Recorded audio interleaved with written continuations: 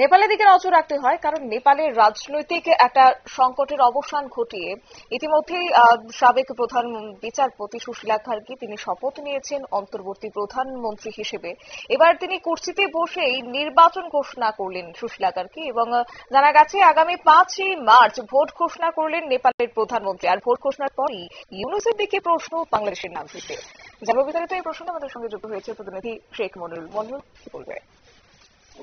এখন নেপালের অশান্ত পরিস্থিতি আজকে অনেকটাই স্বাভাবিক। আজকে নেপালের নতুন প্রধানমন্ত্রী বা তত্ত্বাবধায়ক প্রধানমন্ত্রী তিনি আহতদের দেখা করতে হাসপাতালে গিয়েছেন। তবে সব থেকে বড় বিষয় হলো তিনি যেহেতু নির্বাচিত কোনো প্রধানমন্ত্রী নন, তার জন্য চেয়ারে বসার পরে কিন্তু তিনি আগামী 5ই মার্চ তিনি নেপালের ভোট ঘোষণা করে দিয়েছেন।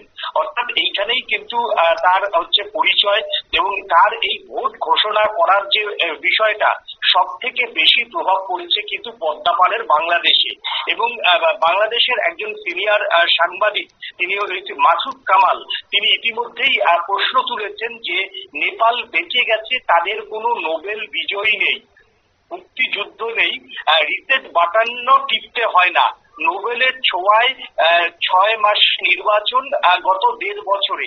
আর নেপালের প্রধানমন্ত্রী তিনি চেয়ারে বসেই প্রথম দিনই দ্বিতীয় দিনই কিন্তু তিনি ভোট ঘোষণা করে দিলেন। এই জায়গাতেই কিন্তু তোমার যে সিনিয়র সাংবাদিক মাসুদ কামাল তিনি প্রশ্ন তুলেছেন। এবং সত্যি তিনি নেপালে ইতিমধ্যেই ভোট ঘোষণা করে দিয়েছেন, কিন্তু পদ্মাপাড়ের কবে ভোট হবে তা নিয়ে কিন্তু এখনো বাংলাদেশের নাগরিকদের মনে কিন্তু সংশয় রয়েছে। ইউনূস প্রতি মুহূর্তেই বলছেন যে কখনো তিনি বলছেন ফেব্রুয়ারিতে ভোট হবে, কখনো বলছেন মার্চে ভোট হবে, কখনো বলছেন আগামী বছর ভোট হবে। তবে ভোট কবে হবে সেই বিষয়ে নিশ্চিত করে বাংলাদেশের তত্ত্বাবধায়ক সরকারের প্রধানমন্ত্রী ইউনূস সাহেব কিন্তু বলতে পারেনি। আর এই বিষয়টাকেই কিন্তু এবারে কটাক্ষ করতে শুরু করেছে। মোহাম্মদ ইউনূসের সঙ্গে নেপালের প্রধানমন্ত্রী সুশীলা কার্কির তুলনা করতে শুরু করেছে।